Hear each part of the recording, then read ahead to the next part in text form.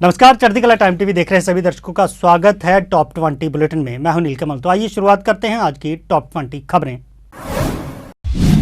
लोकसभा चुनाव 2024 से पहले मोदी सरकार समान नागरिक संहिता को लेकर बड़ा दांव खेलने की तैयारी कर रही है। सूत्रों के मुताबिक केंद्र सरकार इस मानसून सत्र में समान नागरिक संहिता का बिल संसद में पेश कर सकती है।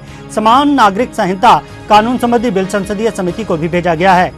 संसदों की राय जानने के लिए संसदीय स्थायी समिति की 3 जुलाई को बैठक बुलाई गई है। इस मुद्दे पर विधि आयोग, कानूनी मामलों के विभाग और विधि विभाग के प्रतिनिधियों को बुलाया गया है। 14 जून को विधि आयोग द्वारा समान नागरिक संहिता पर आम लोगों से सुझाव मांगने के मुद्दे पर इन तीनों विभागों के प्रतिनिधियों को बुलाया गया है। केंद्र सरकार की स्वर्ण मुद्रीकरण योजना के तहत मुद्रीकरण के लिए सोना जमा करने में गुजरात के मंदिर सबसे आगे हैं। इसके तहत गुजरात के 2 बड़े मंदिरों ने 200 किलोग्राम सोने को सैनिटाइज किया है।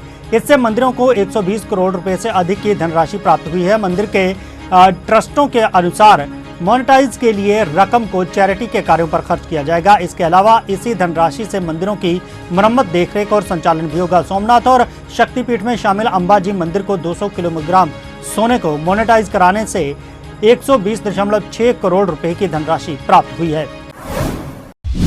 जालंधर के रामा मंडी के तहत आते चौगिट्टी चौक के पास एक दिल दहला देने वाला मामला सामने आया है। जानकारी के अनुसार शराबी युवकों ने बर्गर ना बनाकर देने पर एक नाबालिग युवक पर खौलता हुआ गर्म तेल फेंक दिया। इस घटना में युवक पीठ से लेकर पेट, टांगे और वह बुरी तरह से झुलस गया। वारदात के बाद हमलावर मौके से फरार हैं। जम्मू कश्मीर के उधमपुर जिले में अमरनाथ यात्रियों के सुरक्षा काफिले में शामिल एक वाहन श्रीनगर जम्मू राष्ट्रीय राजमार्ग पर फिसलकर पलट गया। इससे उसमें सवार एक पुलिस अधीक्षक सहित 3 लोग घायल हो गए। अधिकारियों ने शुक्रवार को यह जानकारी दी। केंद्र शासित प्रदेश जम्मू कश्मीर में कड़ी सुरक्षा व्यवस्था के बीच तीर्थयात्रियों का पहला जत्था शुक्रवार को भगवती नगर आधार शिविर से श्री अमरनाथ यात्रा के लिए रवाना हो गया है। केंद्र शासित प्रदेश के उपराज्यपाल मनोज सिन्हा ने पहले जत्थे को हरी झंडी दिखाकर रवाना किया। भक्तों में भगवान शिव के दर्शनों का उत्साह देखने को मिला। दुनिया की सबसे खतरनाक खुफिया एजेंसी में से एक मोसाद ने ईरानी क्षेत्र में एक स्पेशल ऑपरेशन के तहत सरप्राइज में इजरायली ठिकानों के खिलाफ योजनाबद्ध आतंकी मामले का नेतृत्व करने के लिए भेजे गए ईरानी आतंकवादी को गिरफ्तार किया है। मोसाद ने पकड़े गए आतंकी का नाम यूसुफ शाहबाजी बताया है और अपने एजेंटों द्वारा उससे पूछताछ का एक वीडियो भी जारी किया है, जिसमें उसने साजिश की बात कबूल की है। कांग्रेस नेता राहुल गांधी अपने मणिपुर दौरे के दूसरे दिन हिंसा प्रभावित इलाकों में जाकर लोगों से मुलाकात कर रहे हैं। कांग्रेस के प्रदेश अध्यक्ष किशम मेघचंद्र के मुताबिक वह राहत शिविरों का दौरा कर रहे हैं और वहां प्रभावित लोगों से बातचीत कर उनका हाल जान रहे हैं। इससे पहले मणिपुर के कांगगोपकी जिले में गुरुवार सुबह सुरक्षा कर्मियों के साथ गोलीबारी में घायल हुए 3 संदिग्ध दंगाइयों की मौत हो गई है। गोलीबारी में कम से कम 5 लोग घायल भी हो गए। उत्तराखंड के चमोली जिले में भारी बारिश के कारण हुए भूस्खलन के कारण बंद किए गए बद्रीनाथ राष्ट्रीय राज्यमार्ग को 17 घंटों के बाद यातायात के लिए फिर से खोल दिया गया। राज्यमार्ग के अवरुद्ध होने के कारण रास्ते में फंसे सैकड़ों श्रद्धालुओं को गुरुवार की रात अपने वाहनों में ही गुजारनी पड़ी। राज्यमार्ग बृहस्पतिवार सुबह करीब 10 बजे बंद हुआ था और शुक्रवार तड़के 3:30 बजे के आसपास इस पर यातायात बहाल हुआ। असम के डिब्रूगढ़ जेल में बंद वारिस पंजाब दे का प्रमुख अमृतपाल सिंह अपने सभी साथियों के साथ भूख हड़ताल पर है। यह खबर आ रही है। इस बात का खुलासा अमृतपाल की पत्नी किरणदीप कौर ने किया है। मीडिया रिपोर्ट में बताया गया है कि किरणदीप कौर हर हफ्ते अमृतपाल से मिलने के लिए डिब्रूगढ़ जेल में जाती है। इस दौरान अमृतपाल ने बताया कि जेल में उन्हें अच्छा खाना नहीं दिया जा रहा है। आरोप है कि जिस व्यक्ति पर खाना पकाने की जिम्मेदारी है वह तंबाकू का सेवन करता है, जो सिख मर्यादा के खिलाफ है। उधर दूसरी तरफ डिब्रूगढ़ जेल प्रशासन ने अमृतपाल सिंह की पत्नी के दावे को बेबुनियाद बताया है। जेल प्रशासन ने अमृतपाल और उसके साथियों के भूख हड़ताल पर होने के दावे का खंडन किया है। उन्होंने कहा है कि अमृतपाल और उसका कोई भी साथी जेल में भूख हड़ताल पर नहीं है।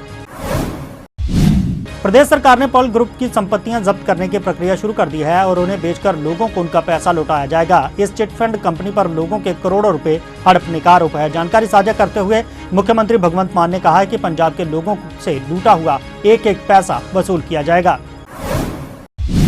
हरियाणा के कृषि विभाग के संयुक्त निदेशक गजराज डांडी उत्तर प्रदेश के देवप्रयाग में स्नान के दौरान गंगा के बहाव में बह गए, जिनकी तलाश के लिए एनडीआरएफ की 22 टीमों को लगाया गया है। इन टीमों के साथ ही उत्तराखंड पुलिस भी गंगा में सर्च अभियान चलाए हुए है, लेकिन अभी तक उनका कोई भी पता नहीं चल सका है। भारत चीन की सेनाओं के बीच पूर्वी लद्दाख में बने हुए गतिरोध और प्रधानमंत्री नरेंद्र मोदी की अमेरिकी यात्रा के बाद तिब्बत के 14वें धर्मगुरु दलाई लामा एक साल बाद फिर से लेह लद्दाख की धार्मिक यात्रा पर जाएंगे। 21 से 23 जुलाई तक धर्मगुरु दलाई लामा के लेह लद्दाख के दौरे को वैश्विक कूटनीतिक नजरिए से भी अहम माना जा रहा है। दलाई लामा के लेह लद्दाख के दौरे को लेकर पड़ोसी मुल्क चीन एक बार फिर भड़क सकता है। उत्तराखंड जुलाई के मध्य में ही यूनिफॉर्म सिविल कोड लागू करने वाला गोवा के बाद ऐसा दूसरा राज्य बन सकता है। राज्य सरकार इसके लिए जुलाई में ही विधानसभा में जस्टिस रंजना प्रकाश देसाई समिति के अंतिम मसौदे को मंजूरी दिला सकती है। वहीं यूनिफॉर्म सिविल कोड से जुड़ी भ्रांतियों और विरोध का जवाब देने के लिए भी भाजपा ने व्यापक व्यूह की रचना की है। इसके तहत पार्टी के कार्यकर्ता देशव्यापी अभियान चलाकर इससे जुड़ी आशंकाएं दूर करेंगे। सोशल मीडिया प्लेटफॉर्म ट्विटर को कर्नाटक हाई कोर्ट से झटका लगा है। उच्च न्यायालय ने सामग्री हटाने और ब्लॉक करने संबंधी केंद्र के आदेश को चुनौती देने वाली ट्विटर की याचिका को खारिज कर दिया है। इसके अलावा कर्नाटक हाई कोर्ट ने कंपनी पर 50 लाख रुपए का भी जुर्माना लगाया है। यह राशि 45 दिनों के अंदर राज्य विधिक सेवा प्राधिकार में जमा करानी होगी। दिल्ली यूनिवर्सिटी के शताब्दी समारोह में भाग लेने पहुंचे प्रधानमंत्री नरेंद्र मोदी ने अपने संबोधन में कहा है कि दिल्ली यूनिवर्सिटी का इतिहास खास है। यह सिर्फ एक यूनिवर्सिटी नहीं बल्कि एक मूवमेंट है। इस यूनिवर्सिटी ने अपने लंबे इतिहास में हर आंदोलन को जिया है। उन्होंने कहा कि कभी डीयू में केवल 3 कॉलेज थे, आज 90 से ज्यादा कॉलेज हैं। कनाडा में खालिस्तानी समर्थकों की भारत विरोधी गतिविधियां इतनी ज्यादा बढ़ गई हैं कि भारत राजनयिक परिवार भी सुरक्षित नहीं रह गए। भारत ने बीते मार्च में सिखों के अटावा में हुए विरोध प्रदर्शन का हवाला देते हुए अपने राजनयिक परिसरों की सुरक्षा के लिए कनाडा के वैश्विक मामलों के विभाग से औपचारिक शिकायत की है। भारत ने खालिस्तानी सिख प्रदर्शनकारियों पर भारत और कनाडा के बीच द्विपक्षीय संबंधों में बाधा डालने और भ्रम पैदा करने की कोशिश करने का आरोप लगाया और कहा कि विश्व सिख संगठन इसके लिए जिम्मेदार है।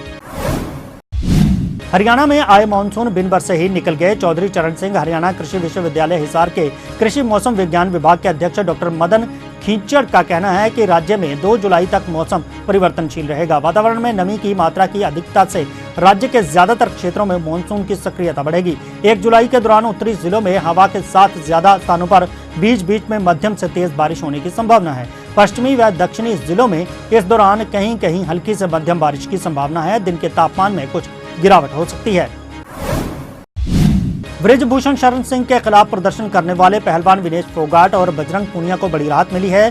खेल मंत्रालय ने दोनों को विदेश में जाकर ट्रेनिंग करने की स्वीकृति दे दी है। बता दें कि बजरंग और विनेश ने एशियाई खेलों और विश्व चैंपियनशिप ट्रायल की तैयारी के लिए 10 अगस्त तक का समय मांगा था। ब्रिजभूषण शरण सिंह के खिलाफ विरोध में सबसे आगे रहने वाले दोनों पहलवानों ने खेल मंत्रालय को बुधवार को तैयारियों का प्रस्ताव दिया था।